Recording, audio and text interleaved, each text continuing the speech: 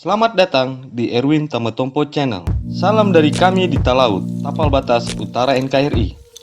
Asal-usul istilah Orde Baru. Pemerintahan Jenderal Soeharto mengidentifikasikan dirinya sebagai suatu masa yang lepas dari pemerintahan sebelumnya, yakni pemerintahan di zaman Presiden Soekarno. Dalam suatu kesempatan pidato di penghujung masa kekuasaannya, Presiden Soekarno pernah berujar jengkel. Dia gerah menyaksikan banyak orang dibuat bingung dengan perkataan Orla dan Orba, Orde Lama atau Orde Baru. Pertanyaan itu kerap ditimpakan kepadanya, baik oleh kalangan terdekat maupun wartawan. Beliau berujar, "Saya akan menjawab, saya tidak tahu apa ini Orde Lama atau Orde Baru. Saya tidak tahu," kata Soekarno di hadapan 120 seniman dan seniwati Sulawesi Utara di Istana Merdeka, Jakarta, 14 Desember 1966. Jawab saya adalah Orde Asli. Orde Asli pokok tujuan sumber daripada revolusi, dan aku menggolongkan diriku di situ, ujar Soekarno.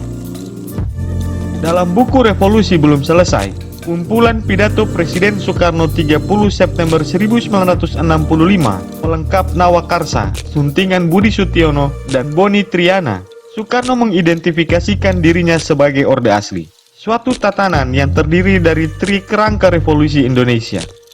Ketiganya meliputi kedaulatan dari Sabang sampai Merauke, masyarakat adil dan makmur, serta dunia baru yang bebas dari penindasan manusia atas manusia. Presiden Soekarno agak terganggu dengan istilah Orde Baru. Menurutnya, penamaan itu punya tendensi menuduh dirinya telah menyimpang dari tujuan revolusi. Bagaimana ceritanya istilah Orde Baru muncul dan mulai menghalayak? Tonton terus tayangan ini sampai selesai, karena di tayangan ini akan menjelaskan asal-usul lahirnya istilah Orde Baru.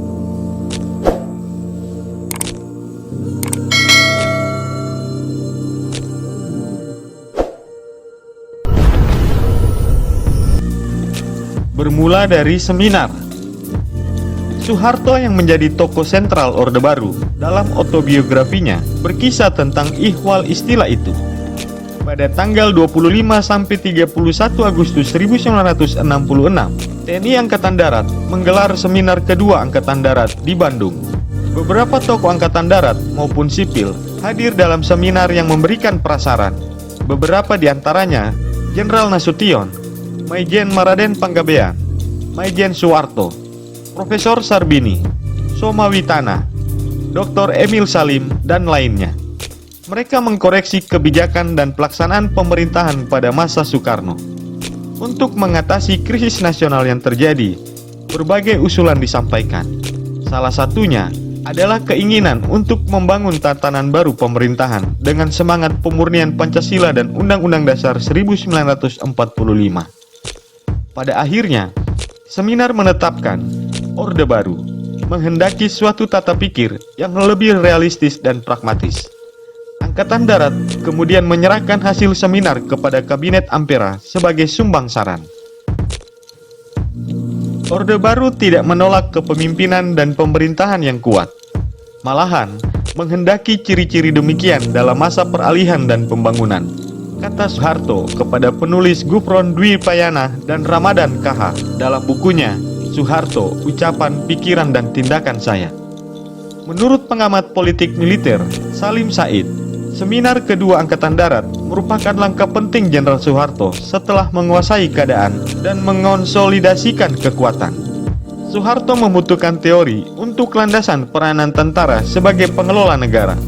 Pada seminar itu, Angkatan Darat menyadari dan menyimpulkan bahwa ABRI umumnya dan Angkatan Darat khususnya menjadi tumpuan harapan masyarakat.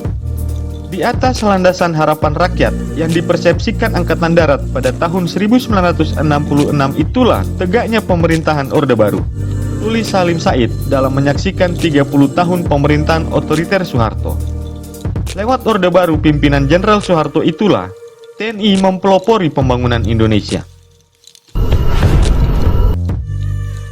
Orde Baru dalam Kamus Sejarah.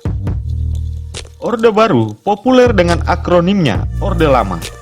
Dalam bidang ilmu sejarah, terjadi perdebatan kapan berdirinya rezim Orde Baru. Ada yang menyatakan sejak tanggal 1 Oktober 1965. Ada yang mengatakan pula sejak tanggal 11 Maret 1966 ketika Soeharto mendapat mandat kekuasaan melalui Super Semar. Selanjutnya, ada juga yang menyebutkan tatkala Presiden Soekarno telah sepenuhnya dilucuti dari kekuasaannya lewat TAP EPRS ke-33 tanggal 7 Maret 1967. Menurut Kamus Sejarah Indonesia yang disusun Robert Cribb dan Audrey Kahin, Orde Baru adalah istilah umum untuk sistem politik yang berlaku setelah berkuasanya Soeharto tahun 1966 hingga kejatuhannya pada Mei 1998. Senada dengan Cribb dan Kahin, menurut Her Setiawan dalam Kamus Gestok, Orde Baru menunjukkan sistem pemerintahan baru yang diberlakukan di Indonesia sejak 11 Maret 1966. Ia berakhir sebagai sistem sejak pemerintahan baru hasil pemilu 1998 terbentuk. Sementara itu, menurut Harsutejo dalam Kamus Kejahatan Orde Baru, tonggak Orde Baru bermula pada tanggal 1 Oktober 1965. Soeharto telah memegang kekuasaan nyata ketika dia menentang perintah Soekarno yang meminta Pangdam Jaya Jenderal Umar Wirahadikusuma dan Jenderal Pranoto untuk menghadap ke Pangkalan Udara Halim Perdana Kusuma. Menurut Cribb dan Kahin, kata Orde Baru pertama kali digunakan untuk merujuk koalisi antara Angkatan Darat, mahasiswa, intelektual, dan Muslim yang menentang Soekarno dan PKI. Istilah ini segera menunjukkan perbedaan mendasar dari Orde Lama Soekarno, terutama dalam kebijakan pemerintahan, tulis Cribb dan Kahin. Sejak berkuasa, Orde Baru meninggalkan konfrontasi Indonesia dengan Malaysia, serta poros Jakarta-Peking, menumpas PKI dan membersihkan negara dan masyarakat dari pengaruh sayap kiri. Kemudian di bidang ekonomi, membuka negara untuk investasi asing. Dalam dinamikanya, rezim Orde Baru membenarkan penindasan kepentingan kelompok tertentu atas nama pembangunan. Dengan dalih kembali kepada Pancasila dan Undang-Undang Dasar 1945 secara murni dan konsekuen, hakikat Orde Baru Indonesia ialah melakukan desoekarnoisasi, tulis Hesri. Soekarno dan ajarannya, kepemimpinan Soekarno dan sistem pemerintahannya sepanjang tahun-tahun kekuasaannya bagi pandangan Orde Baru adalah masa Orde Lama.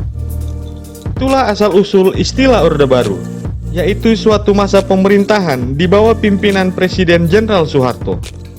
Orde Baru tetap tercatat sebagai kisah sejarah perjalanan kehidupan bangsa Indonesia. Semoga tayangan ini bermanfaat dan dapat menambah wawasanmu ya guys.